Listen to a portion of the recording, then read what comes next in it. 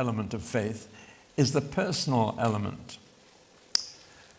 Now let me ask you a question. How many of you believe that I exist? Could I say, show of hands? Well, that's comforting. How many of you believe in me?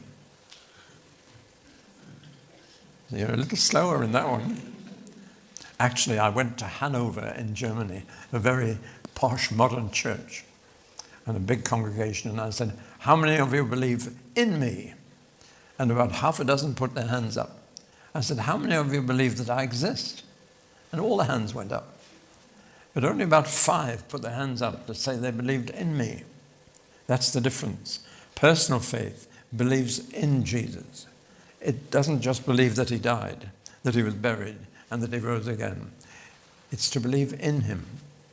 Now, there was a lady sitting in the front row, quite well dressed, and she looked quite bright and intelligent, so I thought I could tease her. And I said to her, now you put your hand up and said you believed in me. I said, I don't know if you believe in me. I said, if you gave me your money to look after, I would know you believed in me. And the whole place froze, went very quiet. And the pastor told me afterwards that she was the richest lady in Hanover and that her husband owned most of the property in the middle of the city, and he died and left it to her. And I have the feeling she'd paid for this new church. And there I'd said to her, give me your money to look after them. I'll know you believe in me. So it was pretty true. But that's the difference. Believing that Jesus died and rose again is one thing. To believe in him is quite another. That's personal. And that involves trusting and obeying him. If you believe in someone, you will trust them and you will do what they ask you. We do that every day. Whenever I get in someone's car, I'm putting my trust in them. And yes, it involves obedience as well. There are just 2 people in the whole world whose car I will not get into, who are dreadful drivers, and I just don't trust them, and I will not get into a car with them. But every day you're getting on a bus, you're trusting the driver, you go on a plane, you're trusting the pilot. We're putting our trust in people every day. Put your money in the bank, you're trusting they'll give it back to you. Though people's trust in bankers is not quite what it was. But nevertheless, every day you're trusting people. You're believing in them simply because they appear to be qualified and know their job. And so you put your life in their hands and you trust them. I've never jumped with a parachute, but if I did, I'd be trusting a whole lot of people. I'd be trusting the man who packed the parachute.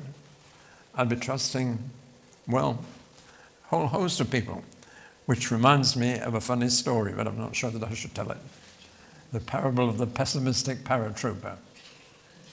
He was told, your parachute will open automatically. Just jump out of the plane, you'll float down, and a lorry will be in the field to pick you up and bring you back to the camp. But he said, what if I catch the tailplane as I jump out?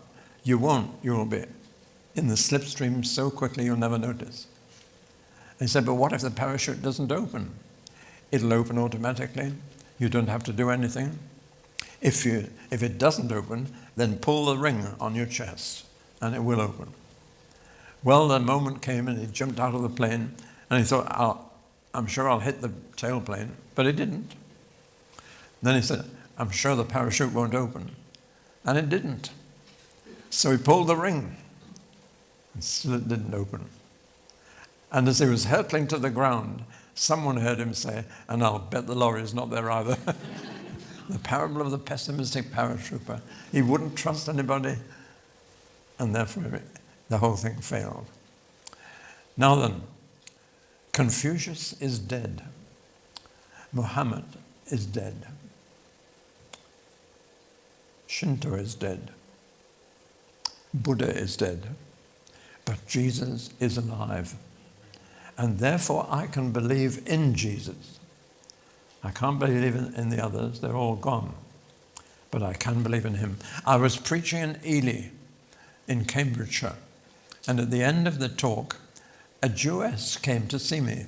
She was an attractive Jewess, about 25, And she said, Mr. Pawson, are you trying to tell me that Jesus of Nazareth is still alive? I said, yes, that's why I'm here. I know he's alive. She said, but if he is, he must be our Messiah. I like that word, our. Must be our Messiah. She said, how can I find out if he's alive now? I said, come with me. And I took her to a little room at the back of the church. And I sat her in a comfortable chair. And I said, I'm going to leave you for 15 minutes. And I'll come back. And in the meanwhile, I want you to talk to Jesus. Talk to him aloud. Because if he's alive today, he can hear you. Tell him about yourself. Tell him about your Jewish upbringing. Tell him all your worst fears, but just chat with him, talk to him. She said, is that all? I said, yes. That's how you find out if someone's alive. So I left her, and I came back 15 minutes later, and she jumped out of the chair and she said, he's alive, he's alive. And suddenly she was teaching me the Bible. She knew the Bible. It was in her blood. But she hadn't got the key to unlock it all. She didn't realize that Jesus is alive today. And that's all that happened. In fact, to convert a Jew, all you need to do is persuade them that Jesus is alive. That's all they need. That's all that Saul of Tarsus needed on the Damascus road. He said, who are you, Lord? Who are you? And he said, I'm Jesus, whom you are persecuting. And that for Paul was it.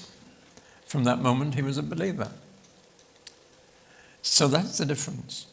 You can know Jesus as friend, as brother, as someone you can talk to, someone you can share your life with. Amazing. And that's how you find out if he's alive. And you very quickly do.